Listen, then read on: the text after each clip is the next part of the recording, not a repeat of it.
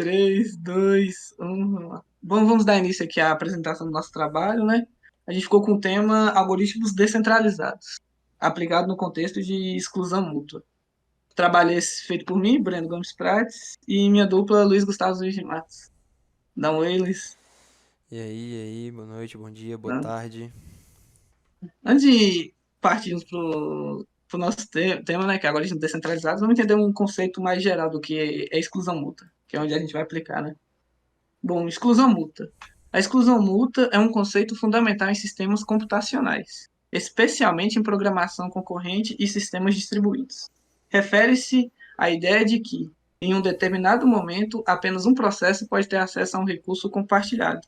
Isso é crucial para evitar condições de corrida, onde dois ou mais processos podem tentar modificar o mesmo recurso simultaneamente, levando a resultados inesperados ou inconsistentes.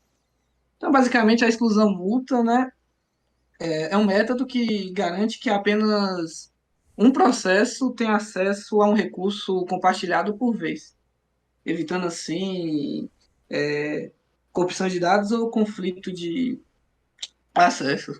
Uma referência assim para ficar de melhor entendimento, dá para imaginar o seguinte cenário. Vamos supor que a gente está numa biblioteca, um grupo de pessoas está numa biblioteca, né?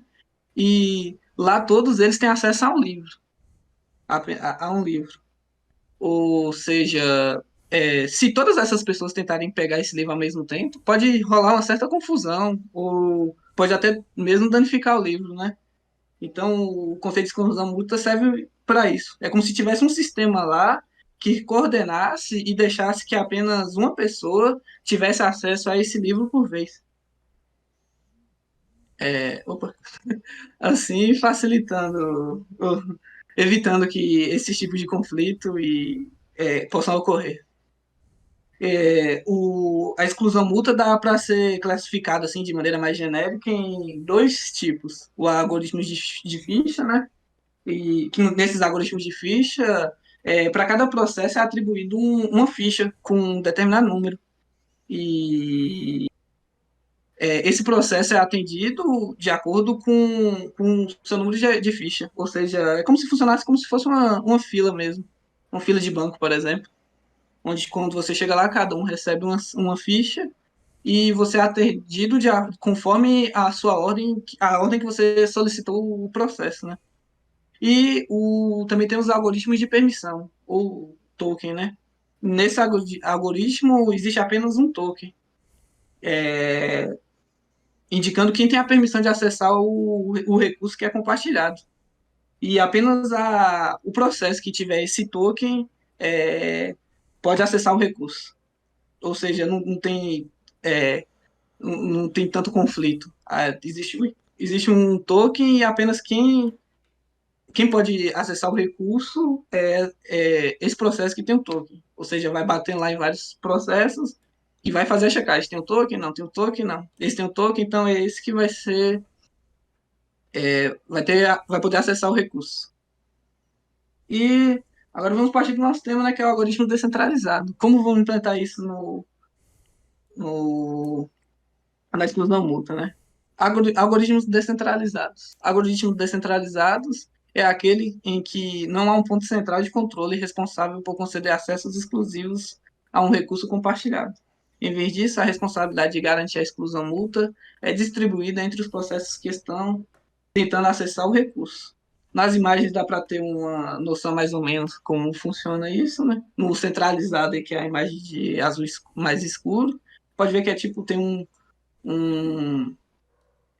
um ponto central e é ele que indica quem vai ter, ele que coordena quem vai ter acesso aos recursos. Já na imagem do descentralizado, que é a mais clarinha aí, a gente pode observar que existe uma certa comunicação. Todos eles se comunicam entre si e eles mesmos coordenam quem vai poder acessar o determinado recurso ao mesmo tempo. Dá para fazer outra referência também com, por exemplo, vamos supor que temos uma casa onde essa casa tem apenas um banheiro. No centralizado, vamos supor que o pai dessa casa é um ditador e ele que decide, ó, você vai usar o banheiro tal horário, você tal horário e você tal horário, já que mais de uma pessoa não pode, tecnicamente, não pode usar o banheiro ao mesmo tempo, né? Já no descentralizado, há uma certa comunicação. Todos da família se comunicam entre si e decidem quem vai usar o banheiro em determinado horário. A gente vai entender isso melhor na explicação do código. Nós vamos ver na prática como funciona mais ou menos esse algoritmo descentralizado. É com você agora, Elis. Beleza, acho que é a minha vez. Eu vou aqui para o VS Code, né? A gente escolheu, tá fazendo aqui em Python, né? Utilizando o Python. Aqui explicando um pouco sobre o código, a gente vai estar usando threads aí para estar simulando esse ambiente, né? E aqui no começo eu tenho uma variável que vai guardar o número de processos, só para a gente ter uma noçãozinha. Eu vou ter uma variável turn que ela vai servir para o seguinte, como se fosse o token, na questão que Brendo já tinha dito sobre o token. Quem vai ter o token nesse caso aqui é o processo no qual o número dele seja igual ao número que está na variável. E aqui a gente vai ter uma variável lock que guarda a função lock, que vai ser basicamente quem vai liberar ou segurar o acesso da pessoa do processo, caso ele tenha ou não esse token, né? E aqui a gente tem a função do processo. Então o que ele faz? Ele sempre vai estar vendo que enquanto a variável turn guardar algo que seja diferente de i, ele passa direto e deixa a sessão livre e deixa ele liberado. Então ele vai voltar e aí ele vai sempre testar para ver se for igual. Se for igual, ele vai simplesmente. Inclusive, vou até rodar o código aqui já. Se o número for igual, o processo entra na seção crítica, que esse ambiente compartilhado, esse recurso compartilhado entre todas as threads. Nesse momento aqui, todas as 10 threads que a gente está passando, elas estão acontecendo a todo momento. Aqui é basicamente só mostra, só imprime para a gente as que conseguem entrar no processo. Então a gente pode ver aqui que o processo 4 entrou, e só quando o processo 4 saiu que o processo 5 entrou na seção crítica. Então o que está acontecendo? A variável turn ela está guardando sempre um número a mais. Nos processos normalmente é assim, é em sequência? Não, pode ser qualquer processo, mas para simular aqui a gente fez algo que só seguisse reto esse número subindo. Então o que acontece? Ele passa um e vê, você está com token, seu token é esse aqui? Não é, então ele passa para o seguinte, aí como o primeiro foi o zero, beleza, o próximo vai ser o 1. Então sempre que um sai, a gente simulou aqui 5 segundos de processo, né? O processo entrou, ele teve acesso ao recurso. Ele vai ter esses 5 segundos aqui, né? Como se fosse ele fazendo a ação dele. Aí nesses 5 segundos ele termina o processo. Ele terminou aqui em 5 segundos, ele libera para o outro processo entrar na seção crítica, que seria o recurso compartilhado. E ele vai estar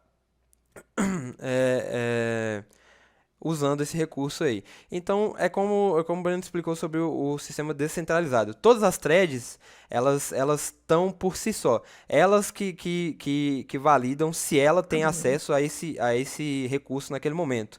Não precisa passar por um lugar central. Então, todas trabalham por si só e quando elas validam e vê que aquele processo está livre para ela, aquele recurso está livre para ela, está entrando e está executando, aí ela entra. Então, eu acho que assim, é um exemplo simples, num código simples, pode ver aqui, é só 30 linhas de código, usando threads, usando Python, que simula perfeitamente essa questão da exclusão mútua Todo com um sistema, com um algoritmo. algoritmo descentralizado, né? Então, acredito que no mais seja isso, né? Posso voltar Bom, foi aqui. uma breve Obrigado. explicação e não acho que deu para entender o que é algoritmo descentralizado, né? Utilizando o conceito de exclusão mútua. E a gente fica com isso aí. Obrigado aí, Lazão. Obrigado, galera. E é isso.